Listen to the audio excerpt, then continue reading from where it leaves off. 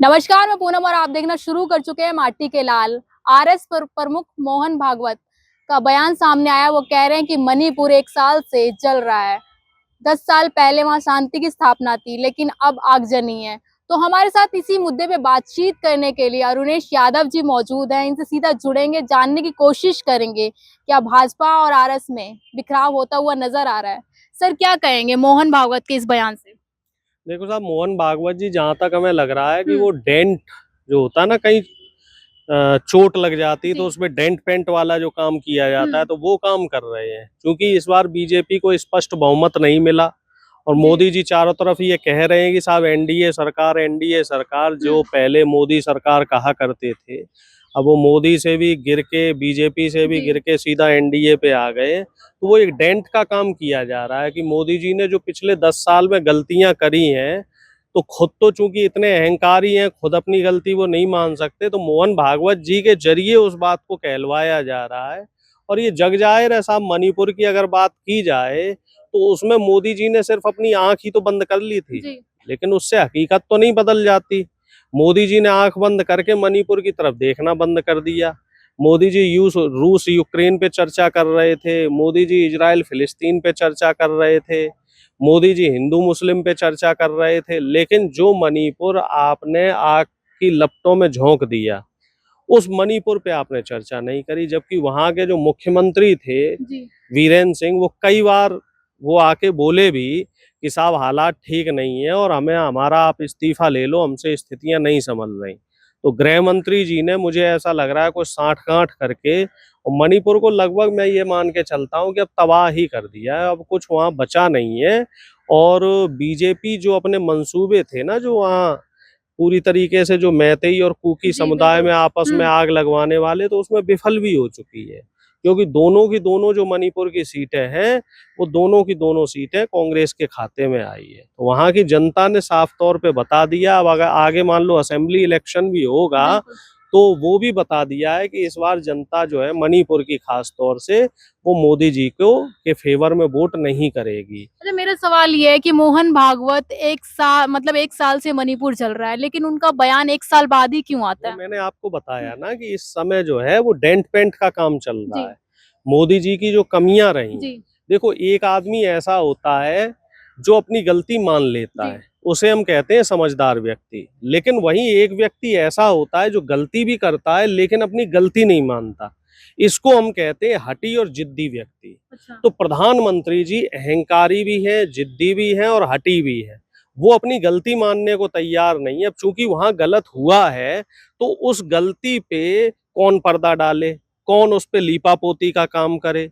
तो चूंकि अमित शाह भी वहां गए हुए थे, बिल्कुल। तो अमित शाह तो हुँ। इस पे स्पष्टीकरण दे नहीं सकते। अब कौन बचा?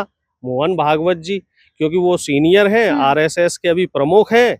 और थोड़ा सा इस चुनाव में भी ये देखा गया है कि नड्डा साहब भी तमाम जगह बोलते आए हैं कि अब हमें आरएसएस की जरूरत नहीं है। तो कहीं ना कहीं मुझे ऐसा लगता है मोहन भागवत जी ने एक तीर से दो निशाने साधे हैं। अच्छा। पहला तो हुँ। यह है कि मणिपुर पे बयान दे के उन्होंने प्रधानमंत्री जी को छोटा कर दिया और अपना कद बड़ा करने की कोशिश की है। और दूसरा, जो कॉन्फ्लिक्ट हुए थे बीजेपी जी। आरएसएस में, जो नड्डा जी के बयान से हुए, हुँ। तो उसमें भी कहीं ना कहीं भागवत साहब ने ये बताने की कोशिश की है कि बीजेपी भले ही कितना कह ले, लेकिन उन्हें आज भी आरएसएस की जरूरत है और आगे भी आरएसएस की जरूरत रहेगी। क्योंकि आरएसएस की उपज है, उनका लगाया गया पौधा है बीजेपी।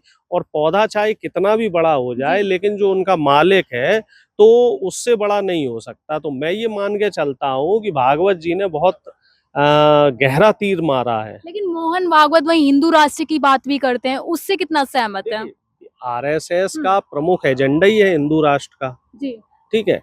अब उसमें फिर बीजेपी फंस जाती है हुँ। कि आप एक सेकुलर देश में, बिल्कुल। खास तौर से अब जब आप एनडीए अलायंस के साथ सत्ता हुँ। में हो, तो आग अब अगर आप हिंदू राष्ट्र की बात करोगे, तो चूंकि आपको क्लियर मैंडेट भी नहीं मिला। बिल्कुल। आप जो 400 की हुँ। बात कर रहे थे, वो इसीलिए कर रहे थे क्योंकि कहीं ना कहीं आपको कुछ संशोधन करने थे, कुछ हेर फेर करनी थी, कुछ देश में गफलत और फैलानी थी, और वो साजिश आपकी चल नहीं पाई।